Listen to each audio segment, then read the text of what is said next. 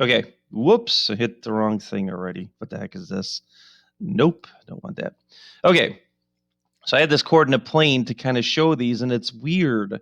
It's like, composition of functions. F of g of x, you work inside out, and that was written like this, F of g of x. Very strange. The math counterclockwise is the order. And this way, it's like right to left is the order. It's so strange, but that's what you're supposed to do. You're supposed to hit this one first, all right? So here's what we're going to do. I'm going to write these coordinates here, 1 comma 3. Not that we have to write them again. I guess this step could be skipped. And then we're going to do them one at a time. Now I'm going to extrapolate for you because this was kind of tough. I knew what to do right away, but then I'm like, how would a student know this? The rotating of 90 degrees. And by the way, or 270, sorry. But I am going to do like 90 degrees, 180, and then hit the 270. We know what rotating 360 is. When you do a 360, you end where you started. So, there is no change there when you rotate 360. Big concept in trigonometry about how trigonometry is cyclical because of that 360 idea with angle measures. But I'm going to take one of these coordinates, 1, 2, 3. I'm sorry, 1 comma 3, 1, 2, 3. And those that watched the last video, or I think I had 2 videos where we had rotations. Maybe I'm wrong. You'll know what to do. But again, this comes out of left field. So when it says rotate 270, you're rotating about the origin. So just like I did in my video, I kind of made a segment to that. And then 270 means rotate counterclockwise. That's the norm for math when you have a positive angle measure. So definitely a strange thing there. So I have to rotate this 270. I'm going to start by rotating it 90 and then look at what happens here.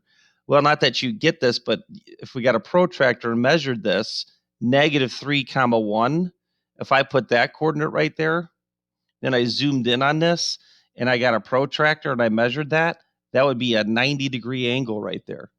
So that's how you rotate 90 degrees. You switch X and Y. This is not inverses. That has nothing to do with that. If you remember inverses, switch X and Y. And then the Y, or that first coordinate, becomes opposites. So that's for rotating 90. You have to watch that video. I actually write it off to the side. I think everyone would get 180, 1 comma 3, -1 comma -3. That's a 180 rotation. That's simple. Look at that, from there to there. So in that case, you take opposite of both X and Y, but leave it. So -1 comma -3 would be a rotation of 180. 270, 1, 2, 3, comma, -1. So rotating 270 is switching these two, but then we have the opposite of Y. And I think everyone can see that I have 90, 180, 270. We can see those 90-degree angles and those rotations there. So this is a rotation of 270 from there to there. Okay, so with that being said, and that's the only reason I have this coordinate plane is for extrapolation. I'm not supposed to be graphing this. We just want the new vertices. All right, so Q would be 2 comma -4, but then we actually take the opposite of that. All right, I'm a little confused. Maybe not so much. Let's take a look at that. -4 comma 2, and then 2 comma 4. Okay. That looks like a 270-degree angle measure because this looks like it's 90 right there. Okay, I feel good about that. That's why I have the coordinate plane. So same idea. R, and think about 0 comma 5 is way up here. 1, 2, 3, 4, 5. So it'd be over here, 5 comma 0, 270 from here to here. So R, 5 comma 0. Switch them and then take the opposite of that, but there's no such thing as -0. 0 is neutral. So, all right, so took care of that.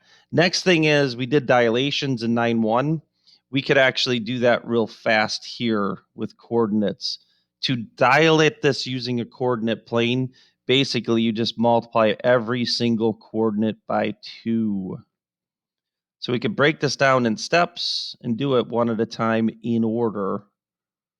Blah, blah, blah.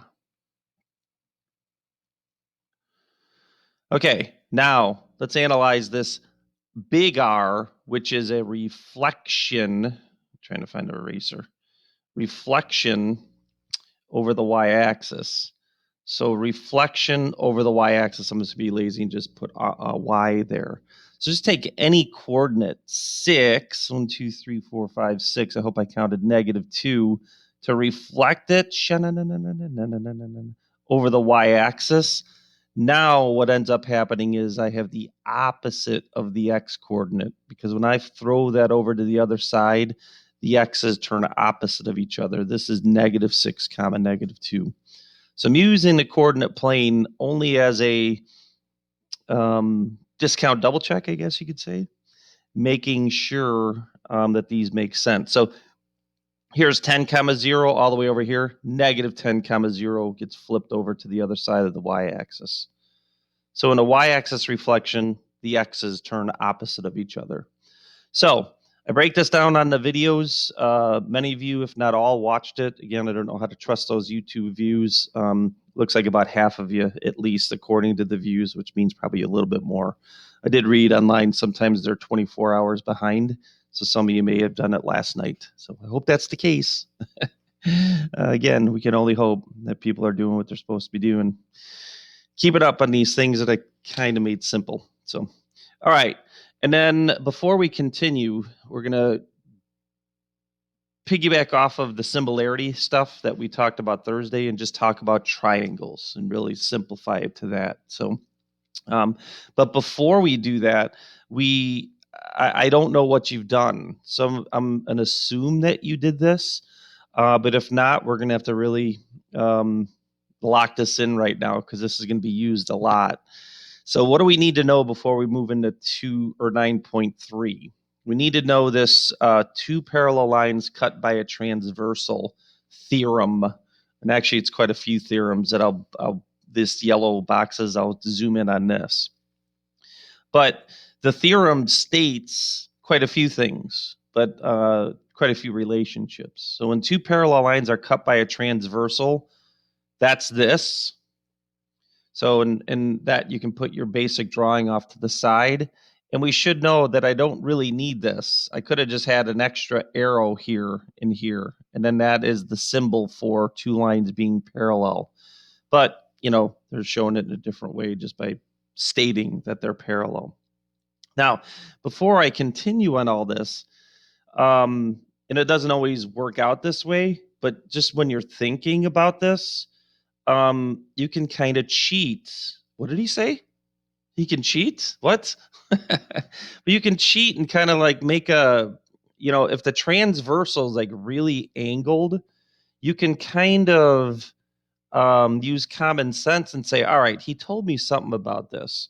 All right, so there's the transversal. I don't know where that word comes from, by the way. I'm just the informant. They call that a transversal that cuts these two parallel lines. Just accept that. Look at the angle measures. This looks like it's acute. Well, it is, maybe, And then what does 6 look like? Does it look like it's acute or obtuse? And the answer is it looks like it's acute. So he's telling me something about these being equal or maybe not. Those are actually equal, all right, because the lines are parallel. If they weren't parallel, they would not be equal. Look at 1. By the way, you'll see this off to the side. Those are called corresponding angles. Angles on the same side of the transversal facing in the same direction. These two angles look obtuse. And they look like they're equal. Guess what they are? Those are called alternate exterior angles. They're outside of the parallel lines, and they are alternate, meaning they're on opposite sides of the transversal. How many people have heard this before? Raise your hand. Okay, so hopefully you have seen this before. A little nervous. I don't know if it was grade school or last year, but whatever. And then there is one relationship you better be careful about. Do these two look like they're equal? Yes or no? 6 and 4. Do they look like they're equal? Shake your head up or down, right or left. Which one is it? No. Those are one's obtuse and one's acute. Those are called same side interior angles. Those are actually supplementary. So we can kind of cheat. I don't like to use the word cheat, but we can kind of, I lost my ability to move the screen here. Here we go. Maybe I'll shrink it down. And have these relationships kind of just come out at you by just, thinking in the way that I just had you think there. What's this? Oh, I want to hide that. Okay. All right. So here we are, a couple that I intimated about. If they are parallel, then alternate interior angles are congruent. I don't know if you want to draw this 4 times. It's up to you. You could probably come off to the side and just say alternate interior angles are congruent. So you could say angle 4. Just use the equal sign for time. Should have the word M in front of it, or measure. And then also angle 3 is equal to angle 6. What? Where did that square root? That was a misfire in Mr. Samuelis's brain there. I don't know where that square root even came. Angle. All right. Angle 6. And then angle 1 and angle 8 are equal because they're alternate exterior. They're both obtuse. Angle 7 and angle 2 are also equal. But also just representing what an alternate exterior angle is. 2 and 7. They're opposite sides of the transversal, and they're outside of the parallel lines, not in between them. That's where this word comes from. Corresponding is the weirdest. There's a whole bunch of corresponding angles. 6 and 2 are corresponding. Oh, then they also have it there. Oh, I just noticed. My bad, dogs. I got this from my cat book. Meow. That book is awesome. We're in that right now. I just taught this is section 1-2, which is what we're doing right now in CAT, just as geometry review before we do the big time trigonometry. But corresponding angles, that's the way I look at corresponding angles. They're on the same side of the transversal facing the same direction, right? So 4 and 8. 4 and 8 are facing down right, all right? 1 and 5 are facing up and left. And then 3 and 7 are facing down and on the left side of the transversal. And you can see 3 and 7 both look acute. So therefore they are congruent because the lines are parallel. It's the only reason. And then there is some other, this is stuff that I added. The rest Mr. Sternowski had. It really does piggyback off of these concepts, though. They're used actually quite a bit. It can be hard to visualize. I understand that when we get to the next complicated drawings. Anyone print the notes? Raise your hand if you did. Yeah? Raise your hand. Print your notes. I'd just like to get an idea. Nobody? Okay. See my coffee cup? All the Star Wars posters. The original 3, 4, 5, and 6. It's on both sides. Got this from Dave and Buster's. Anyway. Okay. So I saw you shake your head that you have seen this before, but it's good to review. Definitely, if we don't have this stuff down, we're not going to, it'll just be tougher.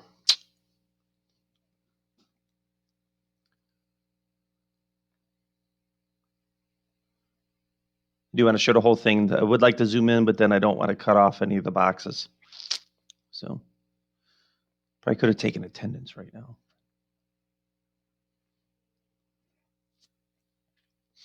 Let's see if I can. Okay, that works a little bit. Maybe not so much. I can't see your names. Nah.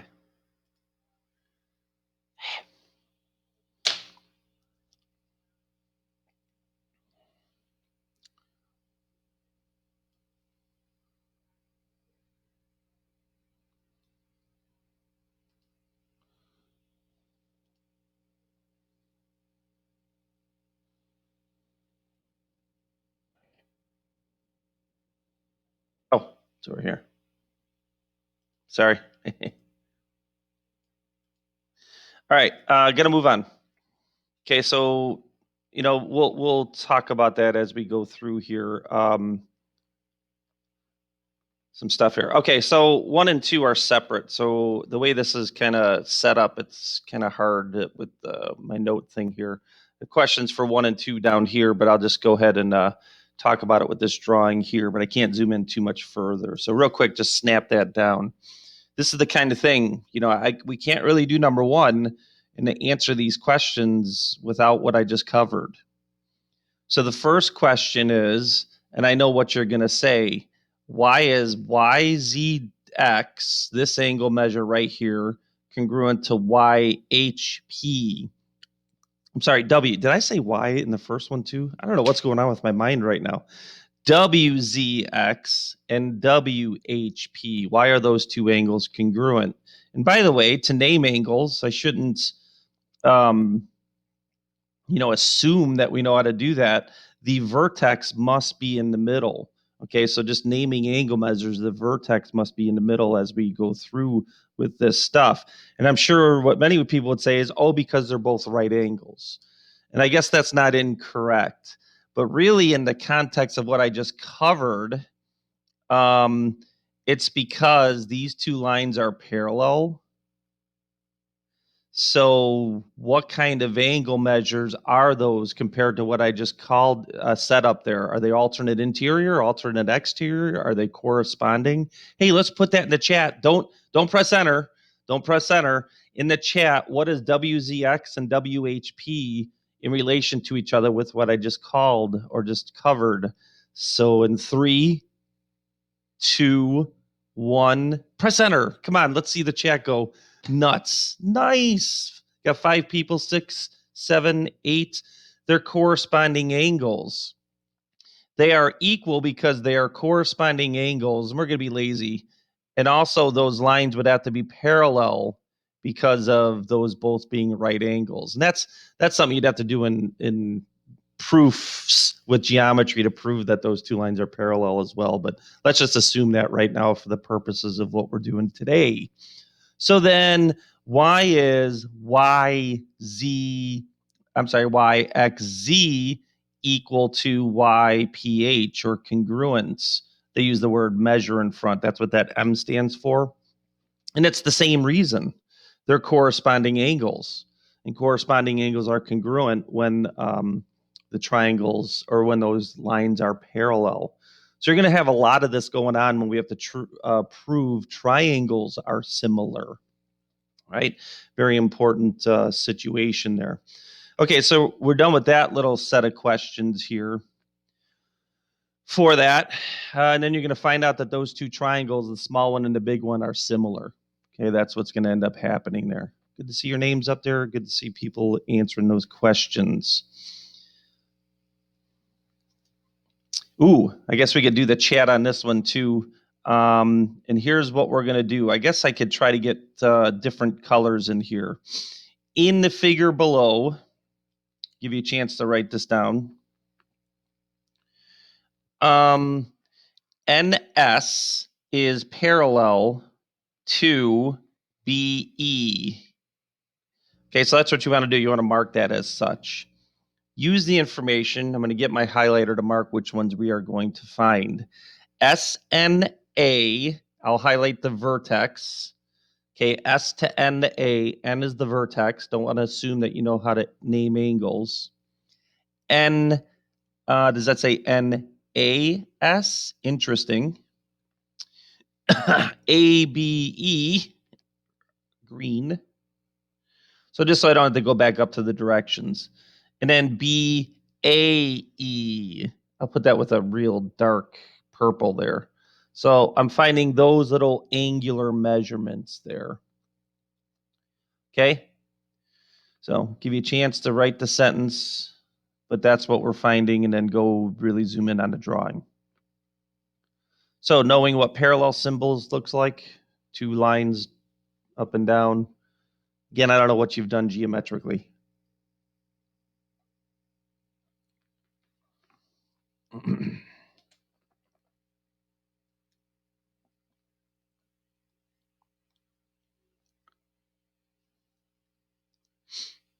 One thing that we don't do much anymore, but I think it's because you do it in grade school. And I know Sammy's in 8th grade now, kind of going back what she's done, like area of 4-sided figures, area of triangles, volume questions. We don't do that much anymore. Kind of sad. I don't think I need to see any of those other lines. Okay. All right.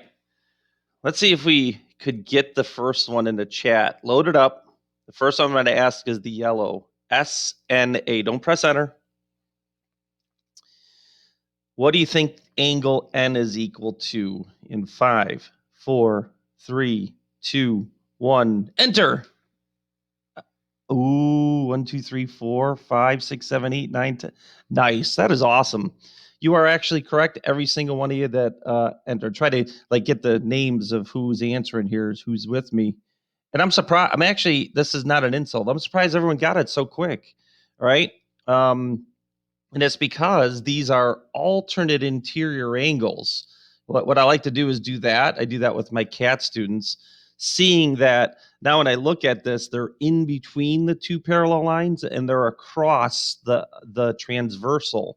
Line NE is a transversal cutting that in half, or cutting through the lines there, not half. I'm saying a lot of wrong words today. Sorry. Long weekend, I guess, huh? Yeah, so that's why it's 32 degrees. Okay, in 5 seconds, what's angle NAS? 5, 4. Oh, you might have to do some calculations here. 3, 2. I'm not sure I know the answer. 1, 0. Press enter. Let's see what people put and see if it's right. Look at this. Awesome. Layla. Well, I can't even say the names. They're going so fast. 63. Let's see if this adds up per se. Because what these should add up to be is equal to 180 degrees. That's what 3 triangles or 3 angles in a triangle add up to be. So 140, 170. Yep. 175, 6, 7, 8, 9, 180. Yep. Definitely 100%. So, okay, I'm just going to give this answer. BAE is 63 degrees as well. In 5 seconds, put the reason, meaning what kind of angles are they? I'm not doing the timer yet, so don't do anything yet. But in the same section that I teach with the CAT students, we also have to know what these angles are called. So 5, 4, 3, 2, 1, press enter. What kind of angles are those? What are they called if you had to give them a definition or a title? No one knows? Starts with a V. There we go. It's just misspelled a little bit, Logan. That's fine though. Love it. It's vertical, CAL. Awesome. Yeah, those are called vertical angles, and they are congruent to each other. And then in 5 seconds, what's angle ABE? 5, 4, 3, 2, 1. Enter. This is fun. Nice. It's like a machine gun of answers. I have it. Over half of you answering that. Okay, and you didn't have to do the 180 minus. These are just alternate interior angles. Okay, so what I like doing is visualizing this. Parallel line, transversal, parallel line. Aha, they are inside the parallel lines, in between, and they are across the transversal. Alternate interior angles, and they are congruent. Okay, very good. Ooh, all right. Now, something else you're going to have to do, because the idea of what we talked about Thursday, when you have similar figures, you have proportional sides. Since you have proportional sides, you are going to have to solve proportions. And then the last number 4, those are things that we talked about Thursday that I just need to review. Then we can get into the stuff. It's a lot of setup for this section. And it looks like we're all okay, especially with the chat that tells me a heck of a lot that we know what we need to know to move forward. All right. Hopefully we can keep this up. We are doing the best we can to follow along. Remember the importance of being ready when we come back into school right away. Test, test, test. Okay, so cross multiply. Oh no. So when I cross multiply, and hopefully you knew that, right? When you're solving a proportion, you could just cross multiply. These are actually, I won't tell you words that probably don't even matter to you anymore, but cross multiply across an equal sign is the way to go. Let's just put it that way. Oh no. And then I have to distribute. I hope you know where this is going. This equals, well, actually not too bad. What should I do next? And the answer to that is chapter 3, our first chapter of the year, maybe our second. I think we did chapter 2, 3, and then 4. 4 was graphing. I think 3 was the factoring. Fun, right? And what you need to do is subtract 24x from both sides. That's what you got to do. You got to get this equal to 0. And then in the chat, I don't know where this is going to go. This is going to be curious. What kind of factoring should I do in order to get this solved using the zero product property? 5, 4, come on, 3, 2, 1. Press enter. I'm going to see if I could see anyone remembering this. Oh no. Nobody remembers? It's not MA factoring. They might have something. No, not quadratic formula. You can, Carter, but you know what? Some people just use the quadratic formula all the time because they don't want to learn factoring. Sorry, Carter, I'm not getting on you here being aggressive here, but you could use the quadratic formula, but C is 0. There's actually something much faster. This is about efficiency and doing things fast. Come on, anyone remember this? It's not MA either. Undistribution, which is called what? It's 3 letters. Coffee break with my Star Wars cup. Figured I'd get that on the internet. Oh, this is probably illegal now. I could get sued by George Lucas. Nice. Thanks, Natalie. It's a GCF. We can pull out a GCF of X, and then I'm left with X minus 30. Oh, no. I got to know how to factor again. You're dang right. Factoring is like a backbone of algebra that you're going to have to do the rest of your, math life at Lockport. And then if you go into college and take calculus, darn tootin', you better be a good factor. But yeah, so sorry, Carter, just the quadratic formula would take too long. I'm going to get my answers right off the bat. And remember what the zero product property says. If this times this equals 0, the only way that that's true is if this equals 0 or that equals 0. So one of my answers is 0. 0 is a 0. 0 makes this equation true. All right. Oh, then you're going to find out something, though, that this is actually an extraneous solution. You're going to hate me. All right. If I plugged in 0 back into this, and this kind of gets into solving rational equations, which I don't think we've done before, you can't really have 0 in the denominator. So it's called an extraneous solution because it doesn't work when you plug it back in. So sorry about that, but that actually is true, and I'd be bad if I didn't cover that with you. Okay, but anyway, the factoring, you're going to have to factor. Absolutely happening today. Okay, what does it mean for two figures to be similar? And I guess the best way we could say this is what we talked about Thursday. And I don't know what else he really wanted here. This is what I'm going with here. Remember what we said about two figures being similar? Their corresponding angles. We looked at this on a coordinate plane. Corresponding angles are congruent. The corresponding sides, not corresponding angles with what I just covered with you, the ones that are attached to each other, the ones that are in the same position as the other situation. So I understand that this is where English sometimes words are used two different ways. Corresponding sides are proportional. And this is what we talked about Thursday. And we looked at that. That was the key proportional idea, the key idea of Thursday.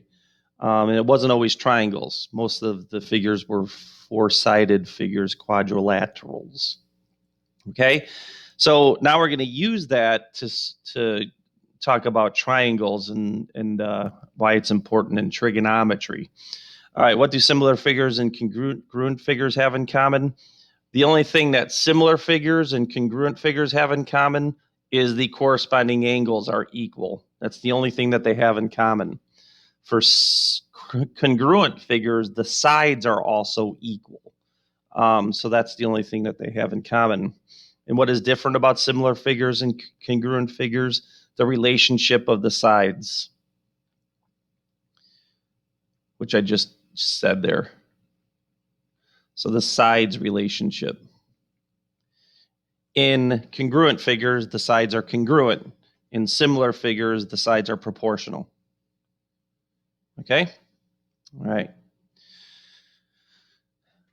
So, a lot of setup. We haven't even gotten to the notes yet. But just really want to make sure Thursday was solidified, and so then we can bridge that to the next part. This is why, again, I'm going to go on one of my little things. This is why doing your homework later after a chapter is useless. All right. Math doesn't work that way. I don't care what anybody says. All right.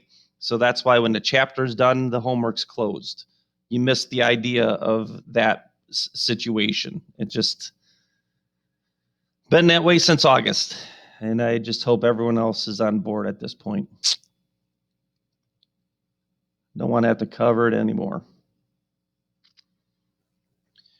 Okay, now, this is where, remember I told you 4 or 5 years ago, just as soon as that, like not that long ago at all, I had students with protractors and compasses and we did discoveries, right? And it took a heck of a long time.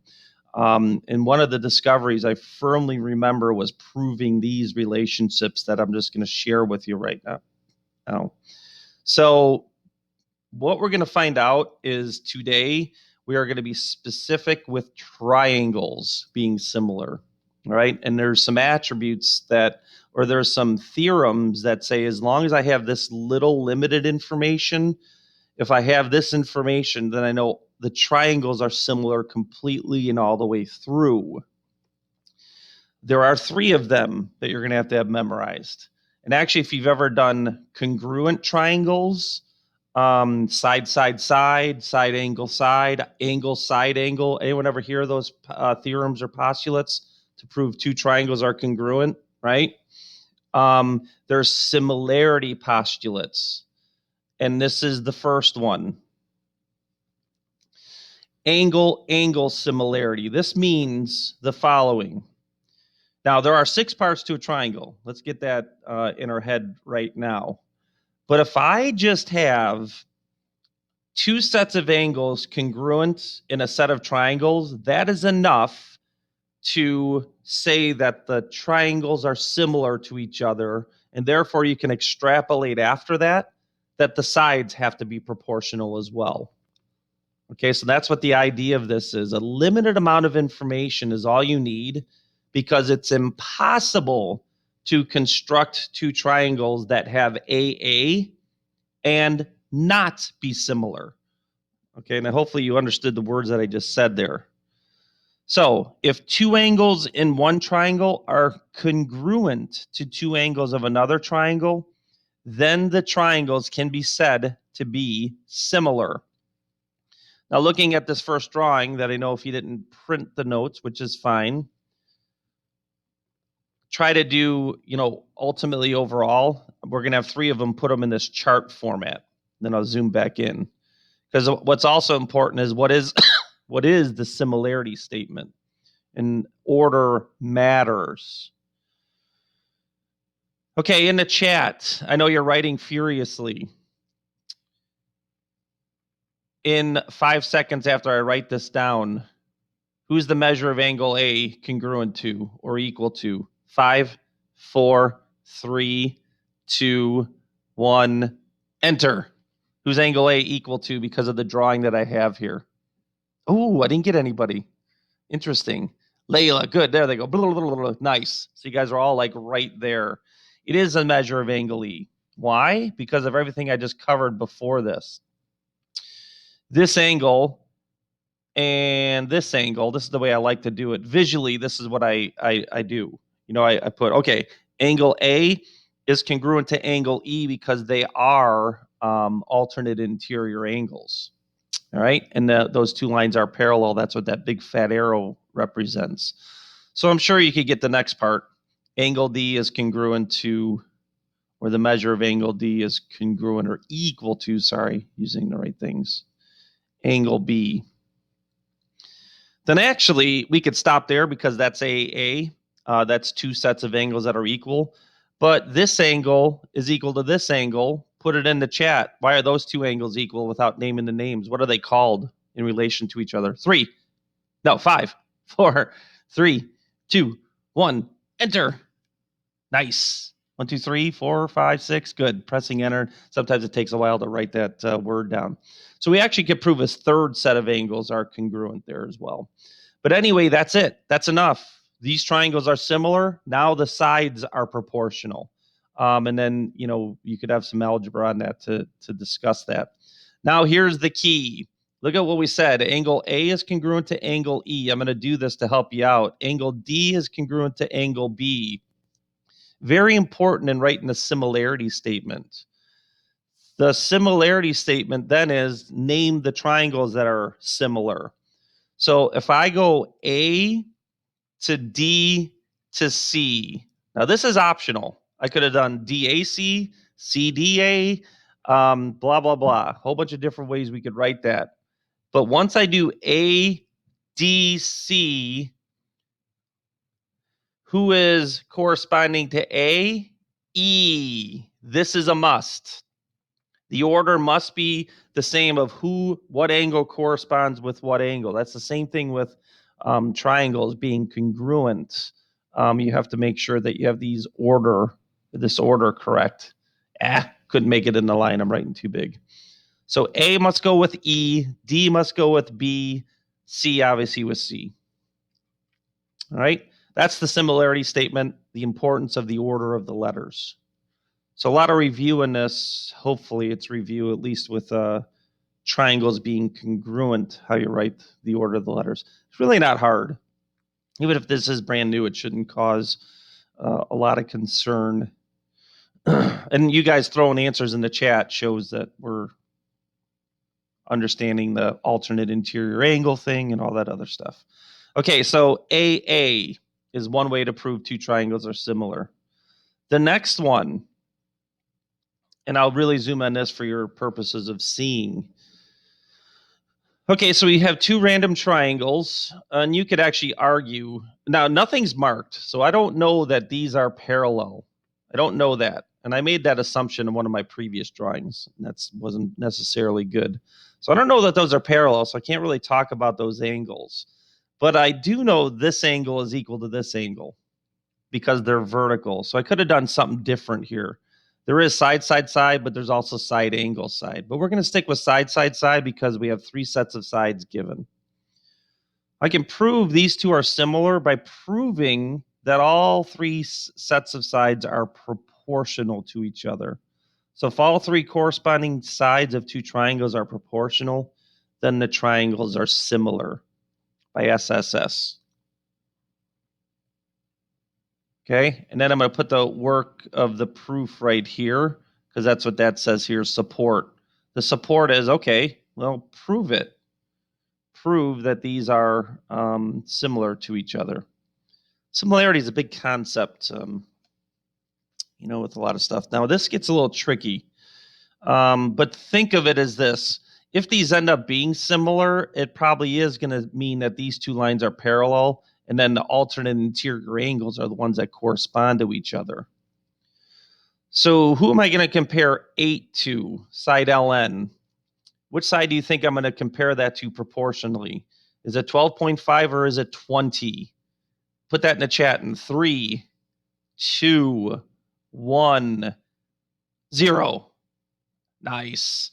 And that's how it works. It is true. You could try 12. You could try 8 over 12 and a half. But then when you do 5 over 20, those aren't equal. So you're not going to have that similarity, that proportionality actually true. Is 8 over 20 equal to, and I like making up a symbol, question mark equal. It's like I'm questioning, are these equal or not? Is 8 over 20 equal to 5 over 12 and a half. Weird. Which would also be equal to, and I think everyone knew 6 and 15 went together. And notice what I'm doing. You have to make a choice. I went what appears to be small over big. I went top over bottom. Top triangle is proportion. You can switch it. That's why now in questions like this, what is the similarity ratio? It depends which way you're looking, from small to big or big to small. At this point, I'd probably accept either one. But 8 over 20 and 5 over 12 and a half and 6 over 15, what is that, 8 or 4 over 10? I think they all end up equaling 0.4. And it's best to look at it that way. Look at it as a decimal. Don't try to reduce fractions and all that other stuff. Just type on your calculator. 8 divided by 20, enter. 6 over 15, 5 over 12 and a half, which is the weirdest one. All three of them end up being that. 0.4. So similarity statement again. We know L should go with O. Now that probably is true that these two lines are parallel. And then M goes with N. So try to write smaller here so this fits. I think I already failed. L, M, N.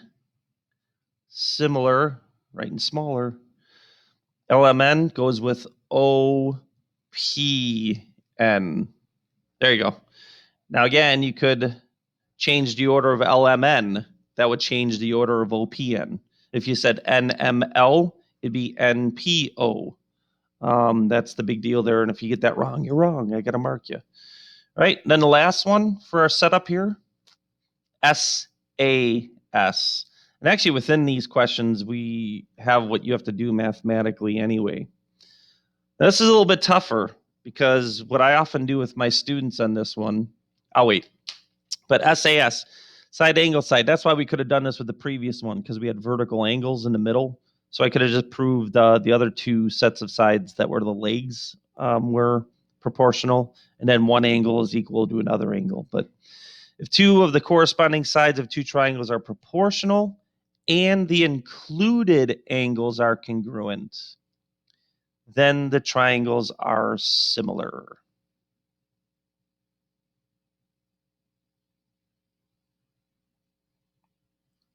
Now, for time purposes and notes, a lot of setup, but I really do appreciate you guys putting stuff in the chat there. Shows that you're in tune with what's happening here. Now, as you're looking at this is not a triangle. That's a trapezoid, actually. So what two triangles am I trying to prove are similar?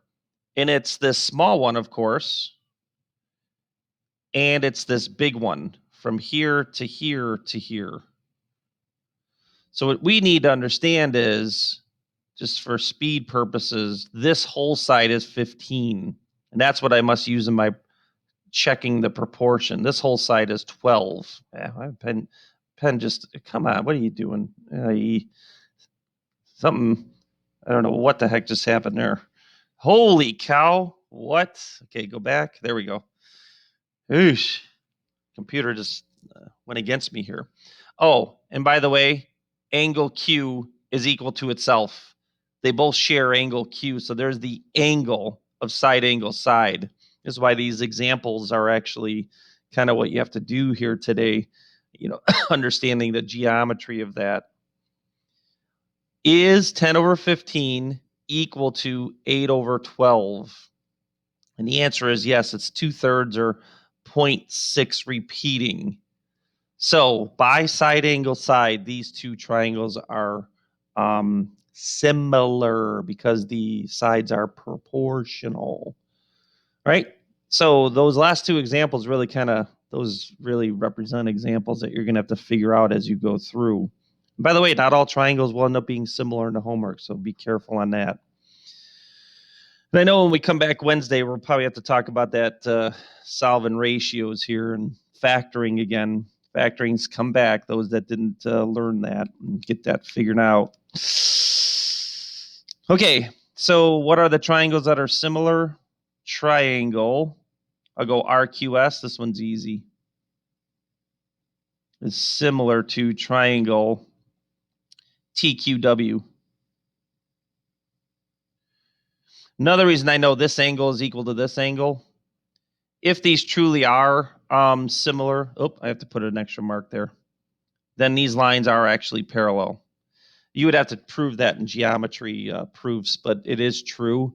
And those are corresponding angles. So that's why T and R go with each other. I shouldn't call it angle. I can call angle T, but I can't call angle R just by one letter. Angle R has a few vertex. It's a vertex for a couple different angles. But anyway, you get the point. Okay? All right. So this is how I'm going to skip this part. Really going to get to these, but this is how Mr. Stranowski really sets up the notes good, so that you can really make sure you do the right thing here. So the triangles are similar. State which method you can use to prove similarity and explain. Name what you are using from the figure. Write a similarity statement. Okay, so this first one. So they are given as similar. All right. So number one, what they're marking here is angle N is, we should use a congruent symbol when we don't put the M in front of it, but that's just semantics. And then angle T is congruent to angle Y. There's your support to say these two triangles are similar by AA. That's all we're trying to get you to identify from the drawings, which of the three similarity theorems is being demonstrated here. And then, since that's the case, the importance of writing the correct similarity statements. Well, remember about the corresponding angles. Angle N, T, M, similar to triangle.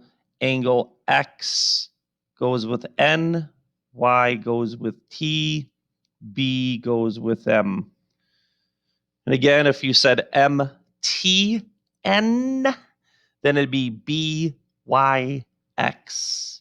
The order is important in the letters of who corresponds with who. So that's the main idea there, or very important concept there. Hopefully you can see the next question. I notice on my screen, but it's smaller. If you're just seeing my whole presentation, it should look pretty good.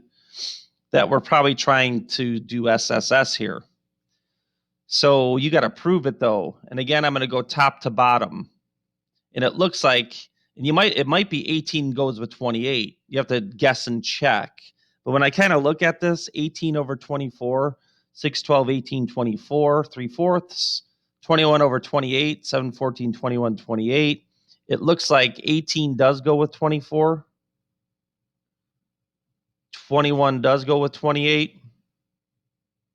And 33, 11, 22, 33, 44 hike. These all equal 0.75. That's a discount double check that these are proportional to each other. So the theorem that was identified was SSS. And the similarity statement.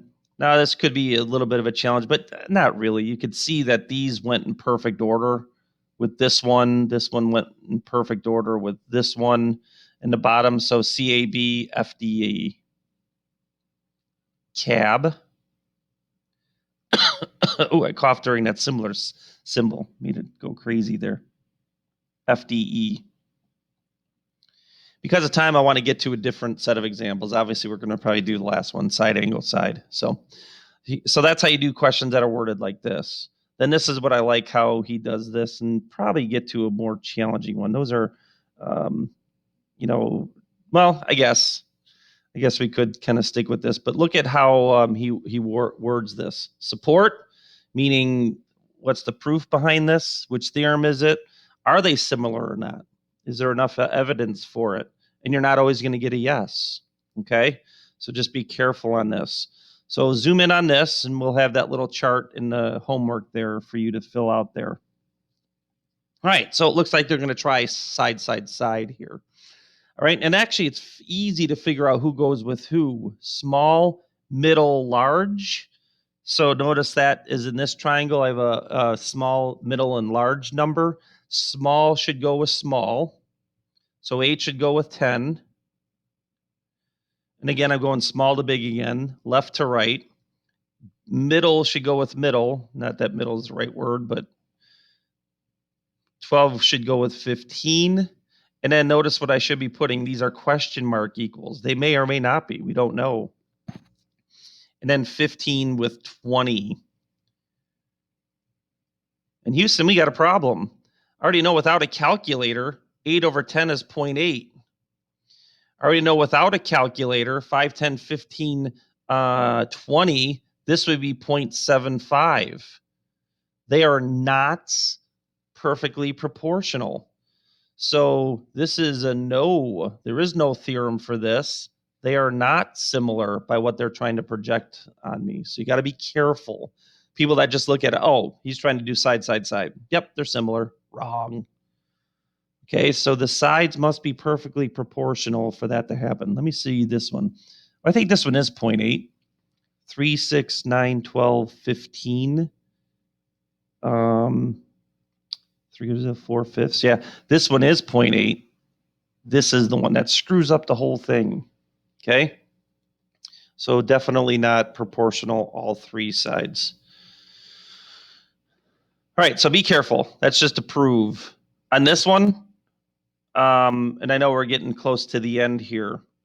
Are those angles marked as congruent? Yes or no? Is any angles marked as congruent? No. So yes, isosceles triangles, these would be proportional if they were equal. But this is just SS. There is no SS similarity. You need either side angle side, or you need to know more about the angle measures. Right? So don't just be saying they're similar without all the given information needed for each one of those, each of those three. And then the homework, we had a lot like this, and like this. This was in our little homework section there, and doing that stuff. And yeah, good. We're done after this one. So I guess I like this one because something a little different happens here. Okay, and I think we understand that 9 doesn't go with 24 because 9 over 24 equals 18 over 12. Not even close. But 9 over 12 might equal 18 over 24. 3, 6, 9, 12, 6, 12, 18, 24. I think both of these are 0.75 when you divide those on the calculator. And also, angle PRQ is congruent to angle SRQ, because what I had you put in the, you don't have to write this down, but vertical angles are congruent to each other, right? That's if you were writing a proof out, which my daughter does have to do as a sophomore. Same age as you guys. Can you imagine if my daughter had to learn from dad? They actually help her a lot in her math. So yes, these are similar. Therefore, I can write a similarity statement. Triangle P to R to Q was my first choice. P to R to Q. P goes with T. These are alternate interior angles. So that's why we have to have T. And then what did I do next? R. So R. And then S. Okay, just trying to keep my order good. S does go with Q. So that is the key there. I think that's good. I think you get the idea. Like the given notes here, we had the tough kind of questions. Questions where triangles are connected and we have to do alternate interior angles. 5 is a tougher one too, because what I put in the notes here, you're actually going to try to prove is this triangle similar to this big one. Got to prove it though first. Make sure there is that proportionality before you continue.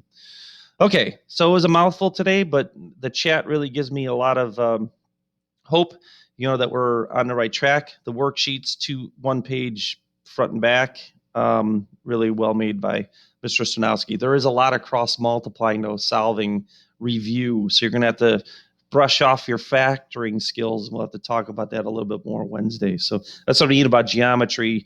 There's a lot of algebra and geometry. So we're going to have those skills pretty good there. All right.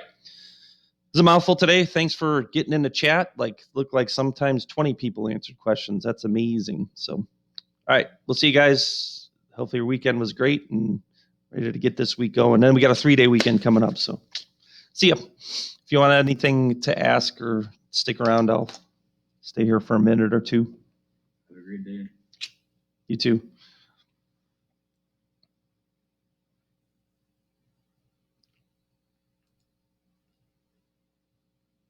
Alejandro, did you fall asleep?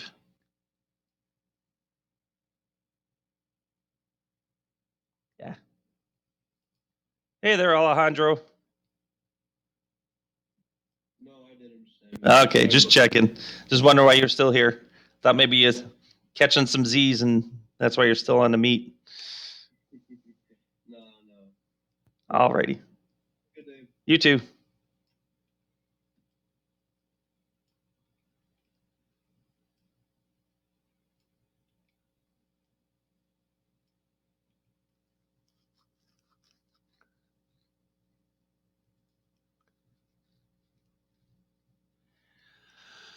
Let's see. I just got to figure out a better way to do attendance, man.